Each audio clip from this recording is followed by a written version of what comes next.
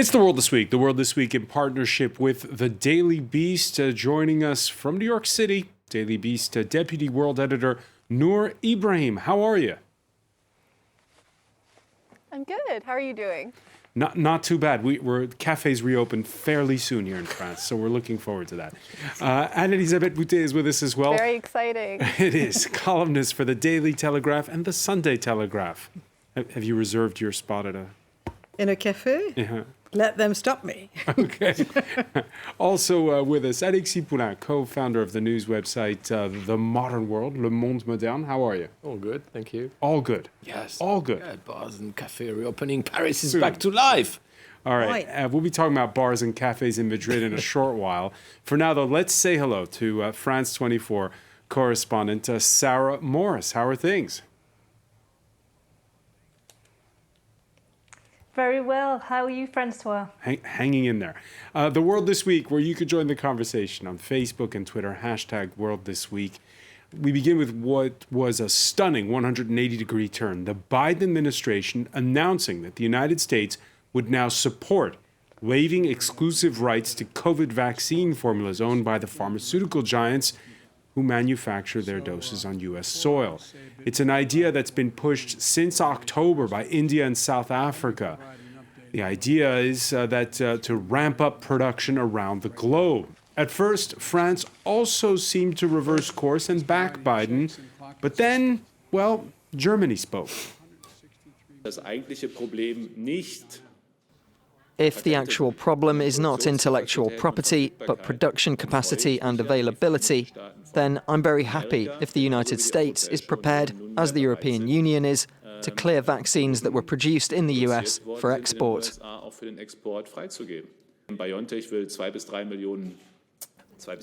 BioNTech aims to produce 2 to 3 billion doses per year, so we will export even more. And I can only welcome it if the United States will change their current policy and produce vaccines for other countries as well. And Elisabeth, are you with the Germans or the Americans on this one? On this one, not very often. On this one, I'm more with the Germans. And why is that? He's quite right to say that it's a matter of production capacity. He's quite right, and more than intellectual property. It's Jens Spahn is German health minister, and he's this is the problem that we've had, and you might add on this one that there's a vaccine that's available in Europe and people are refusing the doses and they've got full fridges of it, which is the AstraZeneca, but that's another story. You agree, Alexis Poulain, with France and Germany on this one? No, I think Biden is surprising because, you think Pfizer is an American company, so he's going against his own country in this way. But are we serious about the pandemic or not? Now we have India, for example, and other countries that are crying out loud for help. And if it's a problem of production, then states should come in and help the production, and patents actually are not helping. So I think it's a good way to push, have more production, and also make it available to all countries, because so far COVAX is not working. COVAX, which is for the country who can't buy the vaccines, and I think they were expecting billions vaccines, and there are few millions, and certainly not enough. So if we want to fight the pandemic, we have to have vaccines for everyone in every country, and I think patents is blocking this. Has this been part of the conversation, Noor Ibrahim, where you are in the U.S., this COVAX scheme to where rich countries would pledge their vaccine, part of their vaccine doses to the developing world? I mean, the numbers are very low in vast swathes of the planet.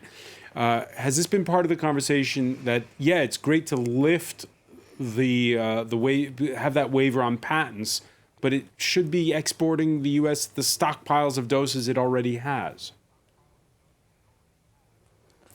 Yeah, absolutely. I mean, I think the Biden administration was in for a bashing no matter which way they went.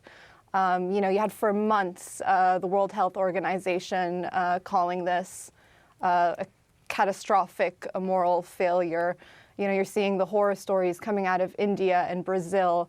And now that they've come out and endorsed this, there's so much backlash coming from Big Pharma, from Democratic donors, even major newspapers like the Wall Street Journal calling this a heist and a theft. So, I don't know if it's the right call or not, but I do know that, no matter which way they went, this was going to be a really, really controversial decision on a very divisive issue. So the conversation there is over whether or not this is going to eat into the profits of pharmaceutical companies? Yeah, I mean, it's a range of things. Whether this is going to contribute more to counterfeit vaccines, whether it'll actually, crank up production in the first place. But hey, you have countries like India, Canada, and manufacturers that are saying we have the facilities and the resources to get this done, and lifting these patents will be tremendously helpful. So, yeah, definitely. All right, Politico pointing to Saturday's virtual summit that's to take place between the EU and India, speaking of how, it embarrassed the European Union, and quoting one French diplomat as saying, we're getting the sense that we're being given lessons in solidarity when in reality, Europe didn't ban exports and we've given doses to the COVAX scheme. France gave 100,000 doses and the US hasn't given any yet. Sarah Morris, what's the thinking where you are on this?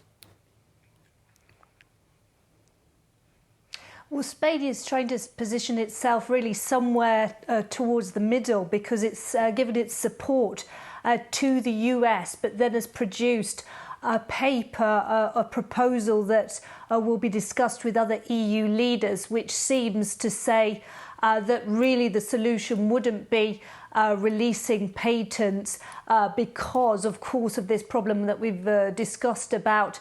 You also need to give the know-how to developing nations to allow them to produce this type of vaccine, particularly with the new technology that these vaccines use. And basically Spain saying that there could be temporary licenses given straight away to developing nations, and that should be encouraged by the pharmaceutical companies, so that while there is consensus and coordination, that's the key word that Spain's using, coordination between the EU nations on exactly what happened, so positioning itself somewhere in the middle. But of course, they're probably highly aware in Spain that lots of public money went into funding vaccines, but also lots of private money went into those vaccines. And scientists warned people here that producing those COVID-19 vaccines would take, in theory, 2 or 3 years, and has been produced within a year. So many scientists and those who work within the pharmaceutical industry and the funding of the pharmaceutical industry are saying be careful, because investors may be reluctant to put money in if they feel there's a precedent set for patents to be released. Where would the pharmaceutical companies and the investors make their money medium to long term? I want to get back to France on this, because it's surprising to hear some of the language. On Thursday, when Emmanuel Macron visited a vaccination center, again, he seemed to reverse France's own position, which up to now had been no to the waiver, and expressing cautious approval of Biden's idea. But by the time an EU summit got underway earlier in the day in Porto, in Portugal, the message had, shall we say, evolved. We Europeans have been battling for vaccines as a common good for a year now. The first issue for vaccine solidarity is to distribute the doses. The second part of the solidarity is to not block the ingredients and the vaccines themselves. Today, the US and the UK are blocking many of these ingredients. The key is the transfer of technology. I'm in favour of having this debate, but it must not sideline payment for innovation, because you always have to pay innovators and researchers. It's important, so we must preserve that. In fact, he also spoke, and Isabel Diaz, about the Anglo-Saxons on this, which is a derogatory term, right? Which is in his mouth, and in political, usually in France, in political terms, it is a derogatory term, and it's covering two widely different situations, because AstraZeneca produces at cost and essentially sells the vaccines at cost of production. There's no benefits being done on this,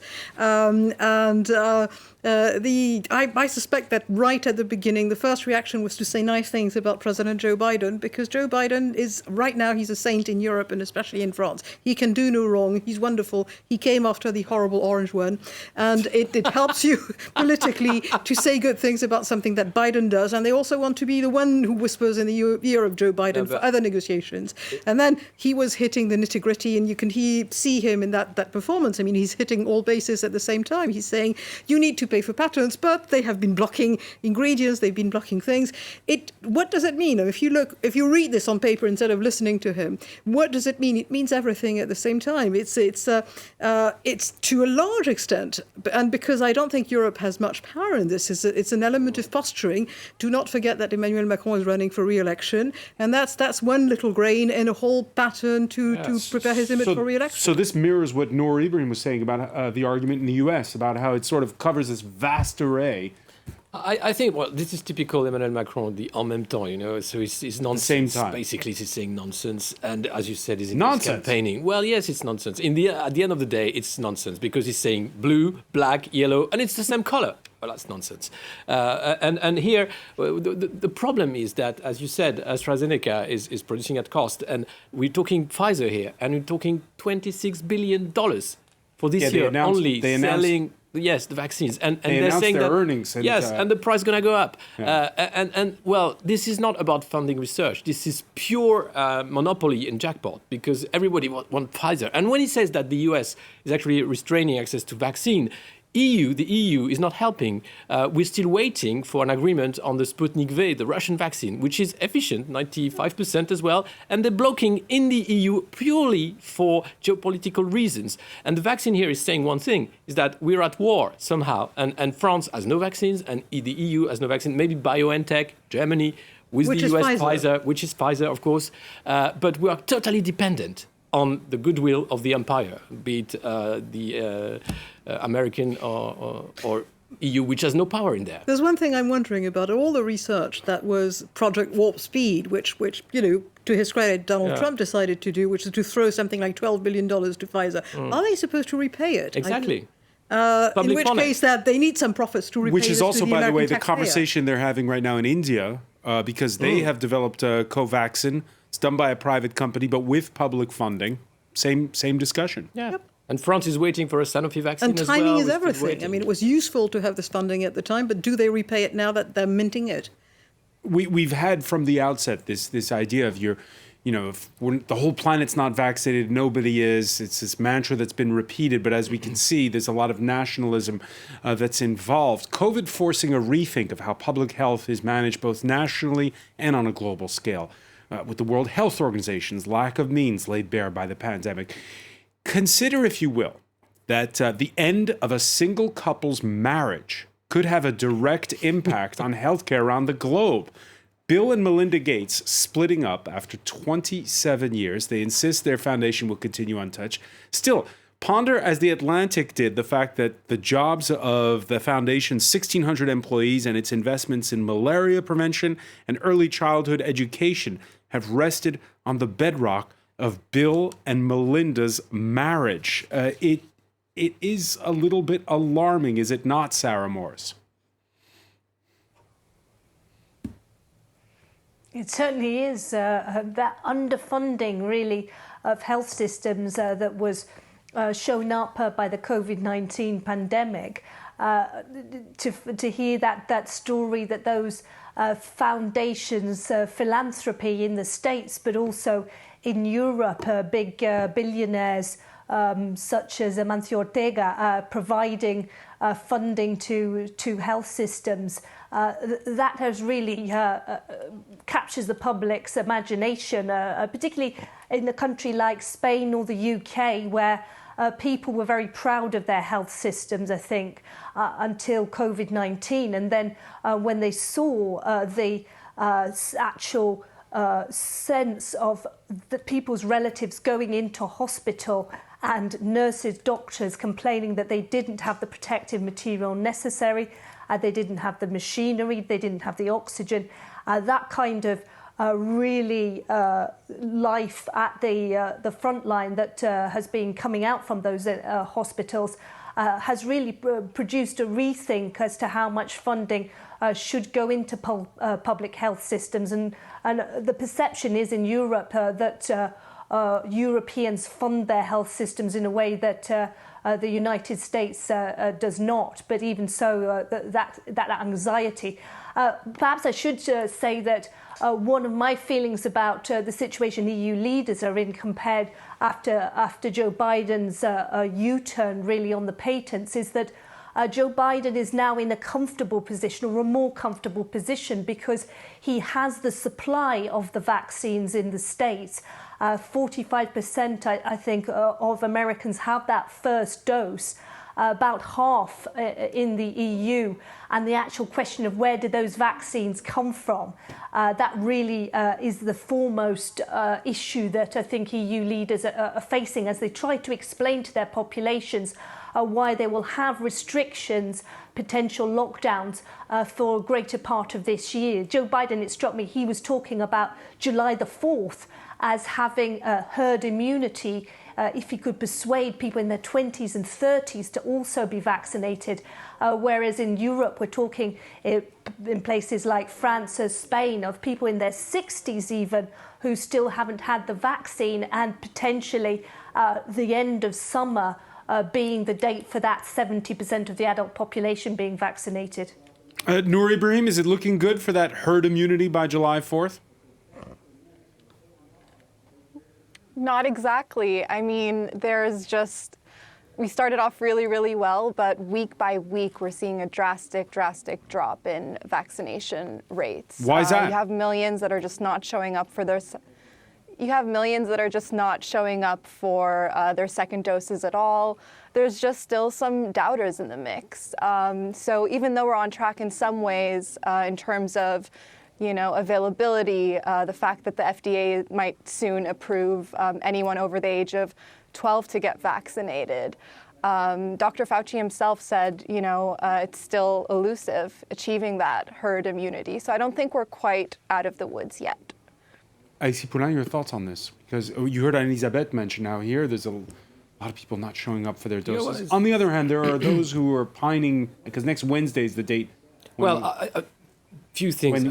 Younger people will be able to communication, in France has been a disaster on the vaccine, with AstraZeneca being hell, and of course, because we had some issue, but everywhere we had some issues. So at the start of the vaccination, the start was, don't go, wait, go now. And we're also waiting for the 20 million to have the first dose, and it's not going to happen. So Emmanuel Macron again this week said, it's open for everyone now until we get the dose out. Right. So it's everywhere. People are having questions or doubts because communication on this vaccination campaign have been a disaster. Well, I had my AstraZeneca and I've lived to tell the tale. I had my AstraZeneca and I've lived to tell the tale. When we come back, we're going to look at the mixed fortunes for the left and for the right in Europe. Stay with us. You're watching The World This Week.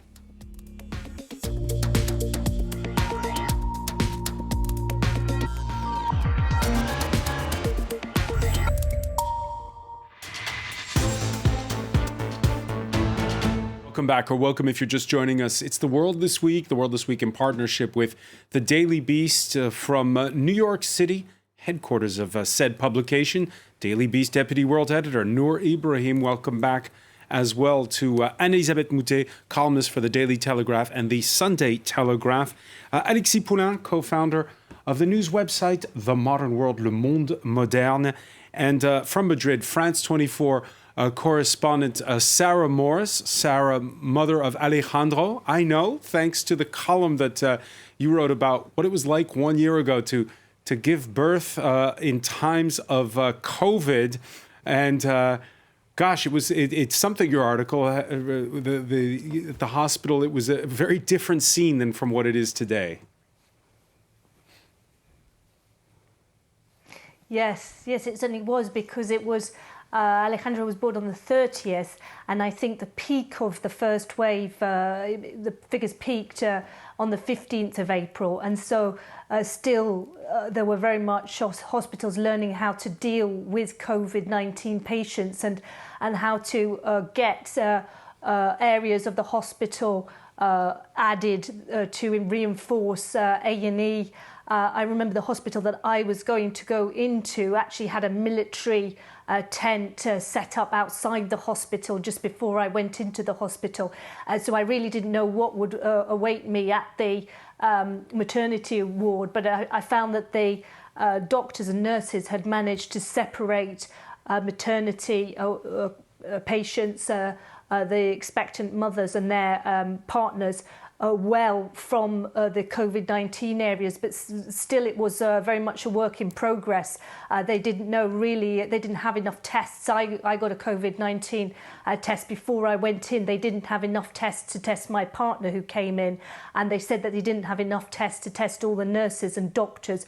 So they really had to be very careful indeed. Wow. But we were quite relieved really by how well things went. Wow, and that was just 1 year ago. Let's stay with what's going on right now where you are in Madrid and what is being considered a wake-up call for Spain's ruling socialist and its allies.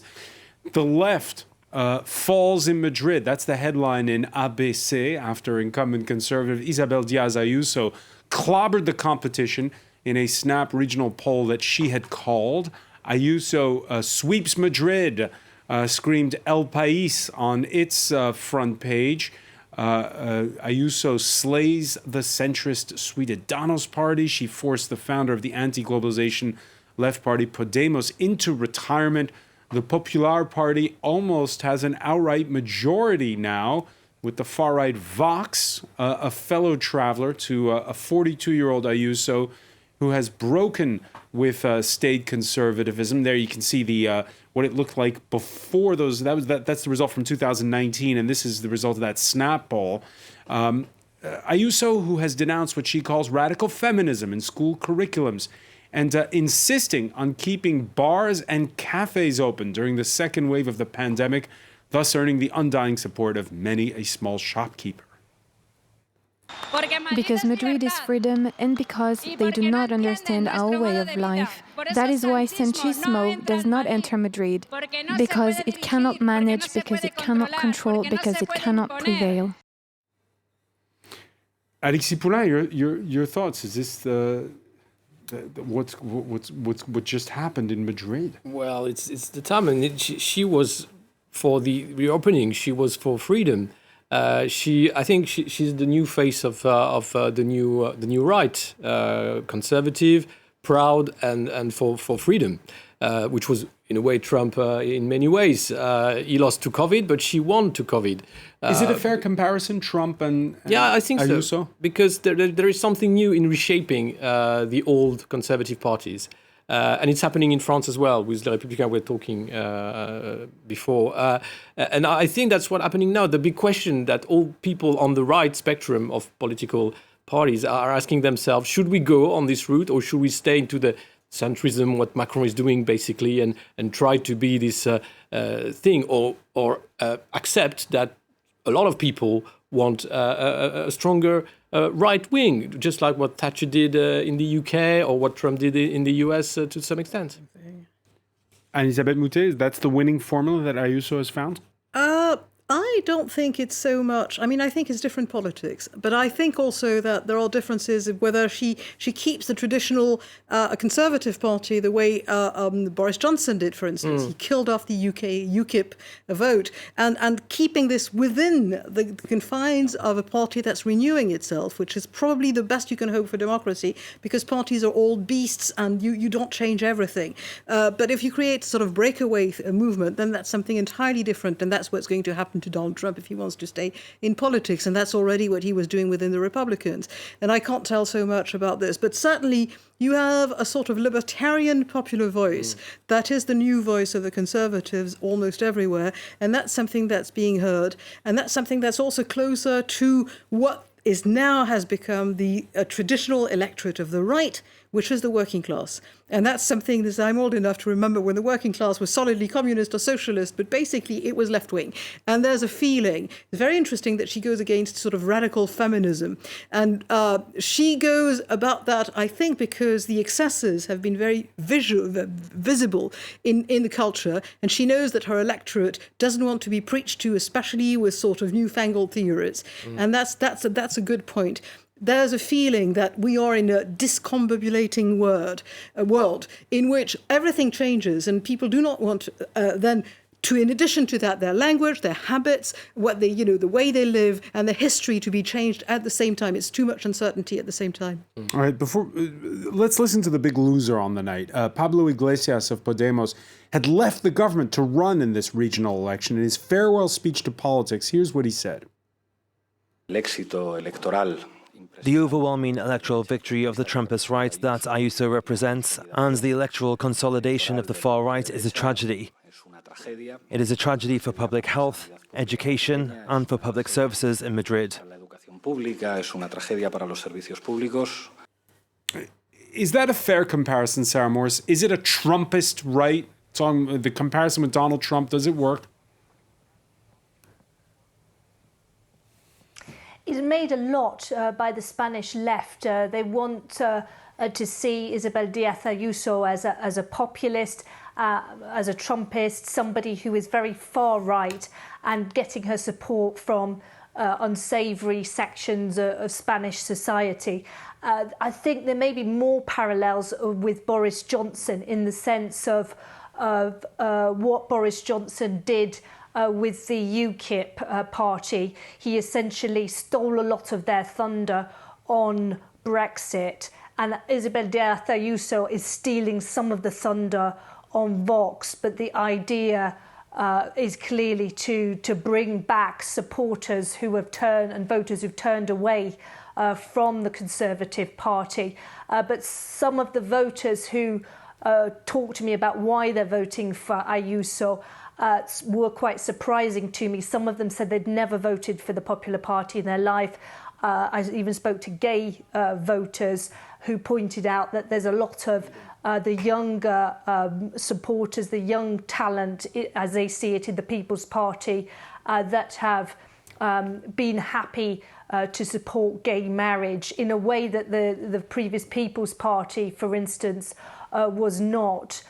So it may be that there's more renewal within the People's Party than perhaps a simple this is a new face that is very far right. The left wing definitely see her as a Donald Trump figure, but Ayuso seems to have tapped people who told me that they would vote for her even though they won't be voting for the People's Party in a general election, and that they really see it as her personality. They see it as something about her that has registered with them. I think the COVID-19 fatigue is a big issue, Francois. The idea that people have been locked up for too long, that really they've seen the figures move up and down between different regions, and some people have questioned whether closing restaurants entirely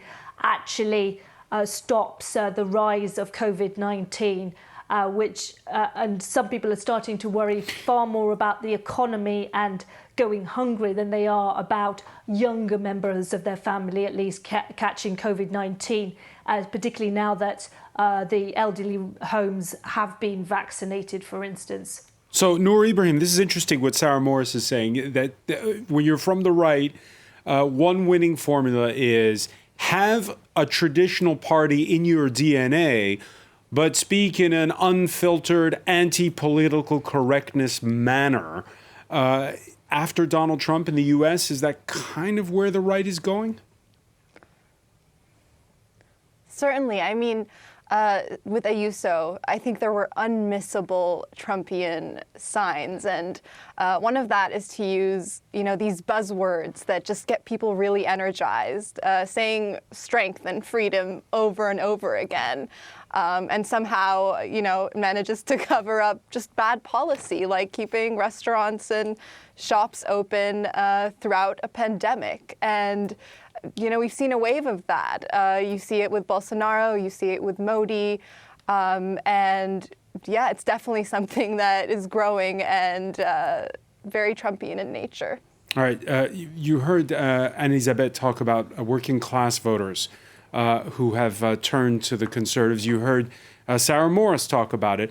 Speaking of a left that's struggling, it's not been a good Friday for the UK Labour leader, who promised to turn the party around after its worst show in a general election since 1935. Keir Starmer smarting from a by-election loss. This is in the northeastern seaside constituency of Hartlepool, a seat the Tories had never won since its creation in the 1970s. Labour have taken people in Hartlepool for granted for too long. I heard this time and time again on the doorstep. People have had enough. And now, through this result, the people have spoken and they've made it clear it's time for change. Alexis Poulain, your reaction to that? Well, no surprise. I think it's a sign of time. And Labour, I mean, we had New Labour, and you see we had before Keir Starmer the issue of the former leaders, and everywhere the left is struggling. In France is the same. They don't know who's going to be running for the show in 2022. In Spain, the Podemos leader had to retire. And it seems that the left is not... So we've talked about the right's winning formula. Give us the left's winning formula. What would it be? Well, I think it would be coming back into the times and getting away from Karl Marx. I think that the left is stuck in time, where the world has changed, not the left. And the problem is there. And the fact that there is a lot of intellectual in the left party saying that, we shouldn't be populist, we shouldn't have the strong word, buzzwords, we shouldn't... stick to the electorate, and we have to be intellectual, this is the left, this is about freedom, this is about, but in fact, no, it's talking only to leftish intellectuals, the woke culture and things like that. So if the left want to win, they have to be popular. And so far, I don't see no popular leftist leader. Maybe Mélenchon is trying in France, but you see he's struggling because of the Islam and lefty, I don't know how you say it in English, Islamo-gauchism. We've talked about Islamo-leftism. Yeah, voilà. So yeah, he's been targeted. So it's very difficult for the left to have a voice. And I think this is what's happening worldwide. Of course, here in France, if you woke up this morning, you listened to the radio or watched the morning news on France 24, there was a lot of talk about what some considered an election day stunt by the British Prime Minister. Margaret Thatcher won a general election on the back of Britain's victory in the Falklands War. Did Boris Johnson win a by-election thanks to his dispatching of 2 Royal Navy vessels who'd gone to meet a flotilla of angry French fishermen upset at the Channel Island of Jersey for, they say, rewriting post-Brexit rules on fishing licenses? This is Anne-Elisabeth Moutet's newspaper, the Daily Telegraph. Look at the front page. Is a very recent reportage there. There was Henry Samuels, your correspondent, who was on one of the fishing boats. It's nice. Let's look, though, at a different newspaper, if you will. The Daily Mail. Its front page. The Grand Surrender. But will they now blockade Calais, it asks. Shut down the lights. I mean, the Daily Mail will be the Daily Mail. You expect no less. And that was the star. The one on Where the did they get the Calais bit? I don't understand that. Take back control and take back Calais while you're at it. All right. Never let the truth get in the way of a good story. I don't think there are many readers of those papers who take this entirely seriously. It's always tongue-in-cheek at one stage, and that's what the French don't get on British newspaper tabloids, is there's always a joke in this. When years ago, the Sun had this front page which is all up yours, Delors, because of the Maastricht Treaty. And they said that, Sun readers should gather on the cliffs of Dover and shout loud enough to be heard in Calais, up yours, Delors. They knew perfectly well they were not going to be heard. It was a stunt. It was something that they wanted to have fun with. But it's very true that you never go wrong in Britain by, sort of slagging the French, but you can see that our president is trying to do the same thing in reverse. The French president is trying to sort of move against the Anglo-Saxons. So it's a very old battle. But all the polls about Hartlepool and the Red Belt in the north of England, those places that used to work Labour and that are now all voting Conservative. The polls were in weeks ago. It was obvious that the Conservatives were going to win. It's the scope of the victory that's interesting, but it's a very interesting thing because it consolidates Boris Johnson at a time when London and Paris, and as Alexis said, the intellectuals in large cities say, but he can't exist. He's a failure. He's got scandals, and people outside in the country do not care. They don't think it's really important. They feel, I understand this guy when he speaks. I know what he wants. He got the results on important things, and the rest doesn't matter. And if it annoys all these people who are lecturing me from the safe places in rich cities, all the better. And that's how it works. Okay, so Sarah Morris, you're off the hook talking about, we won't ask you about Spanish fishermen, but you are still a subject of Her Gracious Majesty. Your thoughts on all of this? Well, it's astonishing, really, isn't it, that Boris Johnson, despite the scandals that he's having to live, being dripped out potentially from his former advisor, as he has let it be known. No, Dominic Cummings leaking his text messages, that message where he was said to have been reticent about imposing a lockdown, saying that let the bodies pile up. That comment that he's denied. But he's being investigated for that refurbishment of 11 Downing Street. That all seems to be forgotten now, though. Yeah, completely. The Conservative Party.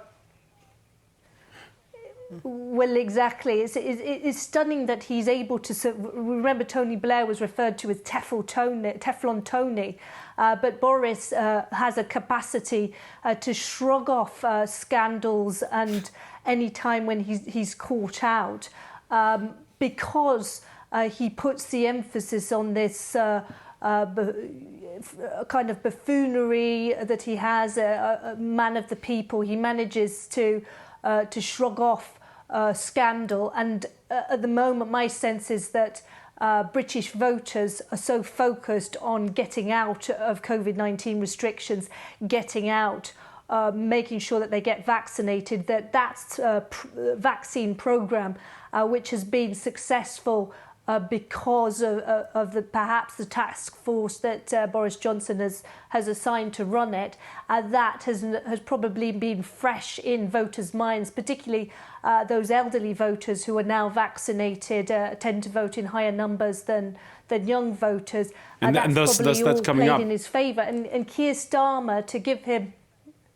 Yeah, Keir Starmer, to give him credit, has only had the leadership for a short time to turn around the disaster really that was left by Jeremy Corbyn, those allegations of anti-Semitism from members of his own party, right, so, the feeling that it had drifted far to the left. It's difficult for Keir Starmer so to recover that quickly. What you're saying is he's got his work cut out. One postscriptum on this, it's hardly Trafalgar stuff. ITV News tweeting the moment a member of the Jersey militia, he's in a reenactment group, fired on the French fishing boats with a musket from Elizabeth Castle in St. Helier.